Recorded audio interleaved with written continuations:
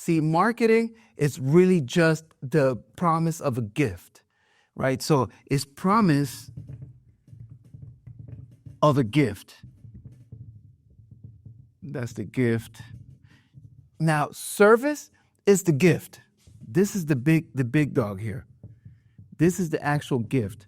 So this marketing is just promising you that you're going to get this gift if you get this service. If you buy this, you will get this gift, right?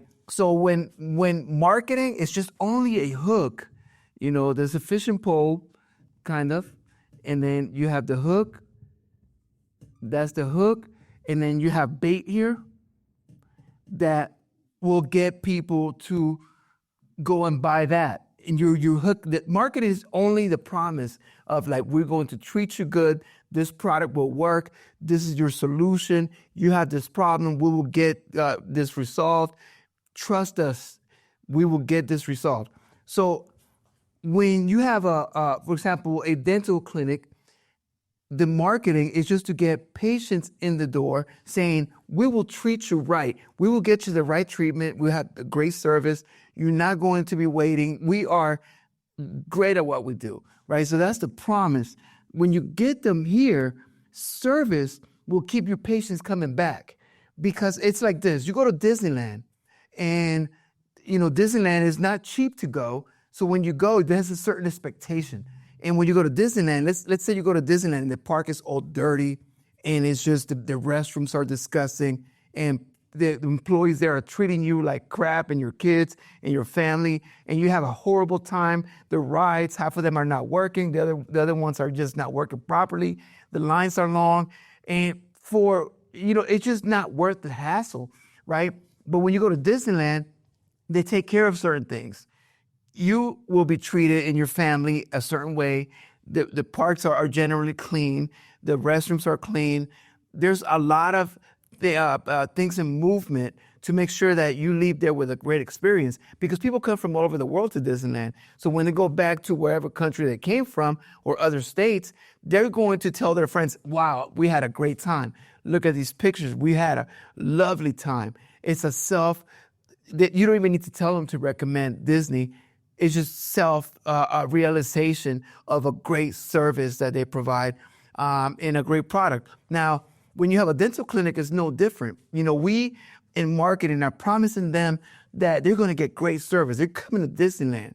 And when you're talking about health, food, all of that, cleanliness, it's just the number one thing. Happy places, happy faces, it has to be clean, especially in pediatric dentistry. Why? Because there's kids crawling on the floor, there's kids playing on the floor, and there's baby bottles being dropped on the floor. The floor is very important because these kids, they're not worried about that, but parents are, and they notice, and we need to be, up our level to make sure that cleanliness is always a top priority. The restrooms need to be clean. Why? Because people go to the restrooms at Starbucks, and that's the reason they sell so much coffee, because they always have clean restrooms most of the time, and they always have Wi-Fi. So all these amenities make this gift worth it, because all dentists treat people. All dentists have dental chairs. Pediatric dentists, for the most part, they have colorful walls. They have toys. They have balloons. We are not competing toe-to-toe with who has the best balloons or who has the best dental chair or who can pull teeth better. We are competing with the service, the cleanliness, the treatment, because service will keep patients coming back. It's the only thing that will make them return, because bad service, the patient will not come back, and they'll make sure that three other people will never even try to come to you. So service is the number one thing. It's more important than marketing. Marketing is just to send patients in. But if you're seeing 1,000 patients every month and 0 of them come back, that's not a marketing issue. That's a service issue. That means that the service you're providing is not good enough to keep those patients coming back. Because if you get 1,000 patients a month, in 12 months, you should have 12,000 patients coming back the next year over and over again. You should be unable to take appointments because your service is so great that the patients that you've already seen, they're coming back to you. You don't even need to call them. They know where to go. Now, if you have a problem with patients coming back, you have a service problem. That's not a marketing problem. If your appointments are down because patients are not coming back, that is a service issue. Because if you get marketed to bring you 1 million patients, it doesn't matter. You'll get a million patients one time, and those 1 million patients will never come back. And those 1 million patients will tell another 5 million not to come back. So you're going to be more in the hole with bad service than with bad marketing. So it's always important that you do everything possible for this service to be top notch. It's not about volume, because that volume is great that one time. You want repeat patients. You want to be the place to go. You don't want to have to keep spending marketing money to keep patients coming back.